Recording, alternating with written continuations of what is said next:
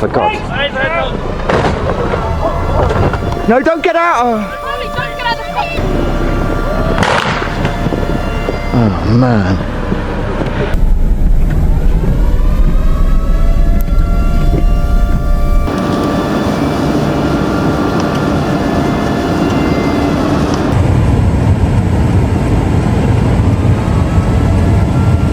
Winter arrived in Yorkshire with a force no one saw coming. What started as a routine cold front quickly spiraled into a full-scale winter emergency, dropping half a foot of snow across towns' highways and remote villages in a matter of hours. Drivers were stranded on frozen roadways, power lines sagged under thick layers of ice, and entire communities watched their landscapes disappear beneath a fast-building blanket of white. By the time most people woke up, the region had become a completely different world. Roads buried, schools closed, and emergency crews racing from one crisis to the next. The Met Office issued multiple snow and ice alerts warning that conditions would continue to deteriorate as Arctic winds pushed inland. Tonight, we take you inside this sudden winter outbreak, how it formed, why it escalated, and what it meant for the thousands of people caught in its path.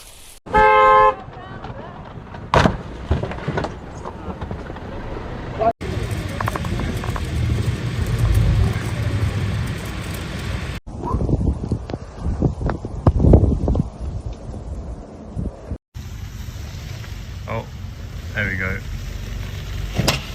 The first strike of the storm came fast, much faster than anyone expected. In the early hours before sunrise, heavy snow began sweeping inland from the North Sea, carried by powerful Arctic winds that turned flurries into full-blown whiteout conditions. Within minutes, visibility dropped to near zero along major routes like the A169 and A171, where stranded vehicles, jackknifed trucks, and abandoned cars painted a scene of escalating danger. What made this storm uniquely destructive was its intensity: gusty winds, rapid snowfall, and freezing temperatures hitting all at once. Rural communities were hit the hardest.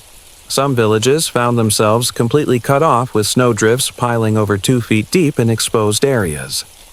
Emergency crews struggled to reach residents as low-water crossings froze over and backcountry roads vanished under a thick, blinding sheet of snow. By mid-morning, it was clear this was no ordinary winter event. It was a winter emergency unfolding in real time.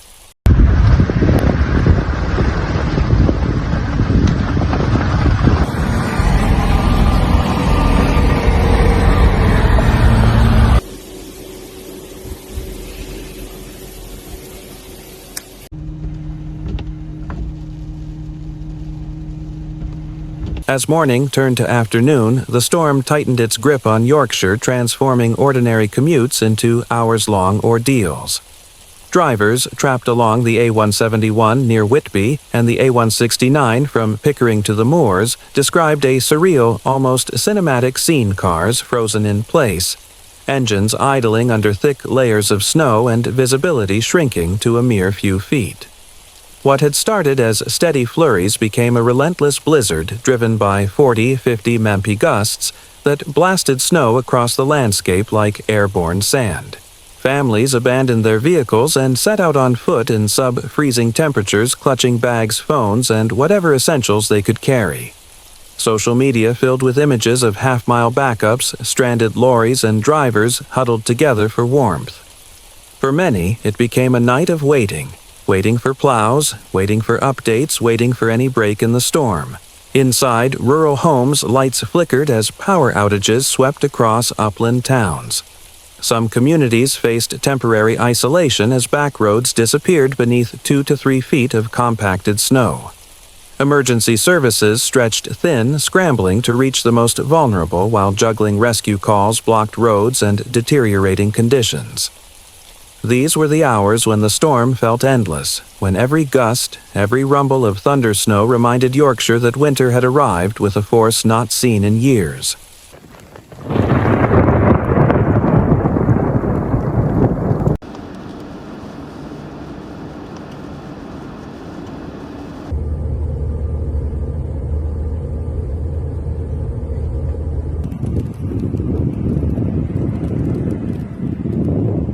Behind the chaos unfolding across Yorkshire was a near-perfect recipe for a winter disaster, one that meteorologists say happens only when several rare atmospheric ingredients collide at once. The November storm struck just as Arctic air plunged south, driving temperatures well below freezing across northern England. At the same time, moisture-laden winds swept in from the North Sea, feeding constant bands of sleet and snow into the coastline and inland valleys. This combination created what forecasters call lake effect-style snowbands, narrow corridors of intense snowfall that can dump inches per hour on the same area. The North York moors, sitting above 300 feet, became a magnet for these snowbands. As the cold air blew across the uneven landscape, the moisture condensed, thickened, and fell rapidly as heavy, wind-whipped flakes. Meteorologists at the Met Office warned early that blizzard-like conditions were possible, and by Thursday morning, those predictions had proven true. Not only did the region see 15-25 centimeters 6 to 10 inches of accumulation on higher ground, but gusty winds created dangerous drifting, burying roads and fences in sudden white walls.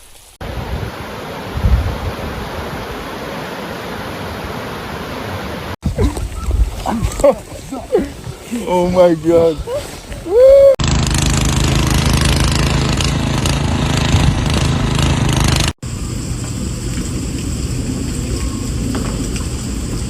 As the storm tightened its hold on Yorkshire, the human cost began to emerge not just in statistics, but in the everyday struggles of people suddenly caught in a winter emergency.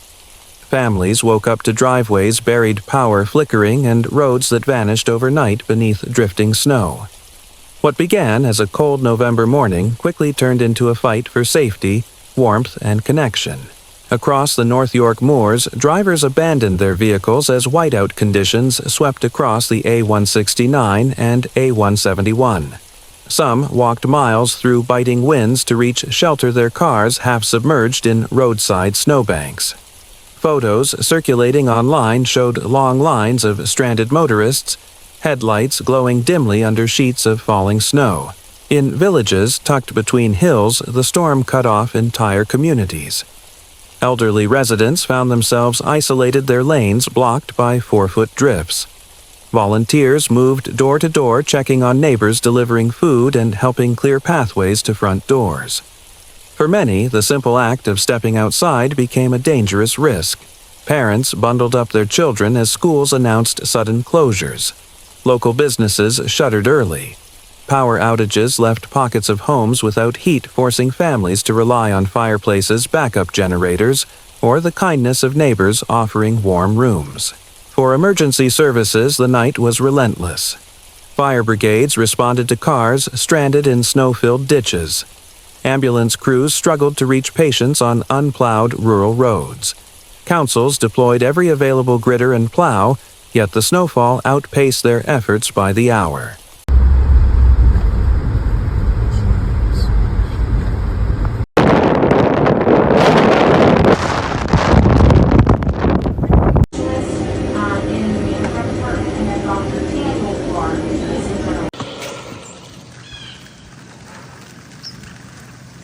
As Yorkshire plunged deeper into the blizzard, the region's emergency response shifted into full-scale mobilization.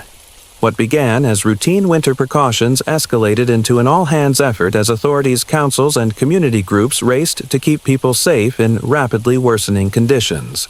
Local councils activated 24/7 winter response teams, dispatching fleets of gritters and snowplows to priority routes across the North York moors, Scarborough-Whitby, and rural upland villages. But the storm moved faster than machinery could clear. Roads that were plowed at dawn were buried again by mid-morning under relentless bands of lake-effect snow sweeping inland from the North Sea. North Yorkshire Police issued urgent public alerts urging residents to avoid travel and warning that stranded vehicles were blocking key rescue routes. Officers patrolled snowbound roads, assisting motorists and coordinating with regional fire and ambulance services to reach those most at risk. In the hardest-hit areas, emergency crews conducted vehicle extractions, medical transports, and welfare checks, despite near-zero visibility and fierce winds. Tractor operators and local farmers joined the effort using heavy machinery to reach trapped drivers where standard rescue vehicles could not operate. Hospitals and clinics prepared for surges in weather-related cases, slips falls, hypothermia, and transportation-related injuries. Meanwhile, rural power providers worked through the night to restore electricity to pockets of communities left in the dark after lines buckled under the weight of accumulating ice and snow.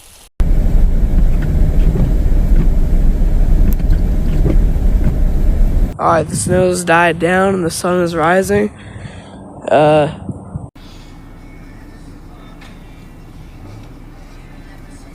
Alright, the winds are coming back.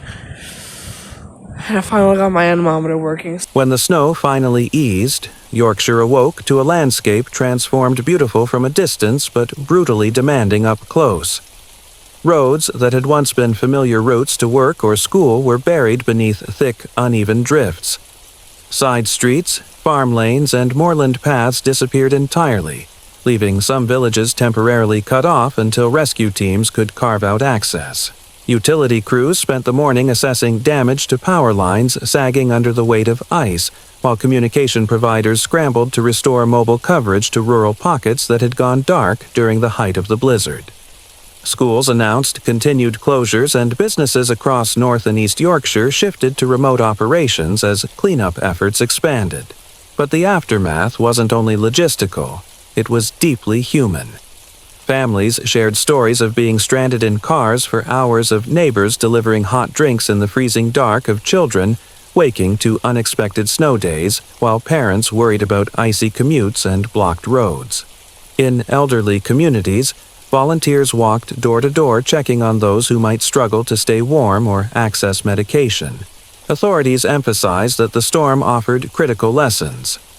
Yorkshire's secondary and rural roads, though regularly maintained, remained vulnerable when snowfall exceeded clearance capacity. Experts urged investment in more robust winter infrastructure expanded. Gritting fleets improved communication networks and contingency plans for rapid snow accumulation.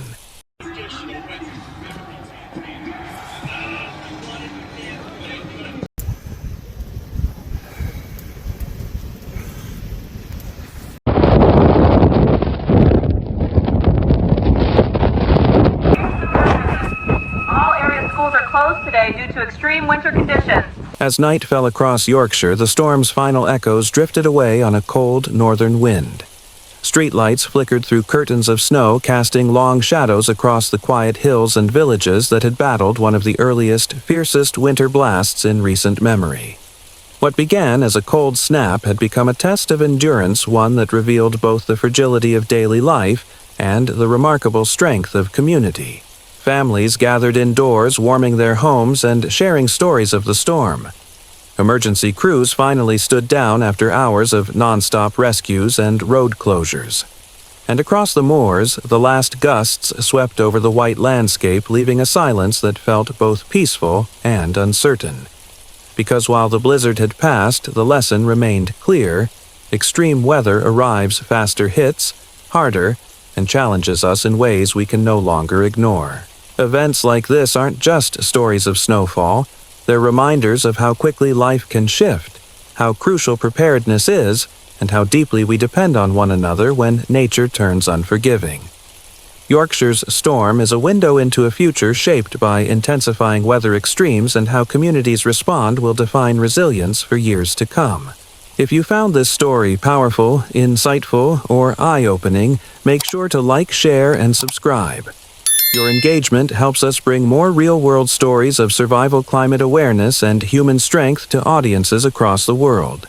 Stay safe, stay prepared, and stay connected, because the next storm is always closer than we think.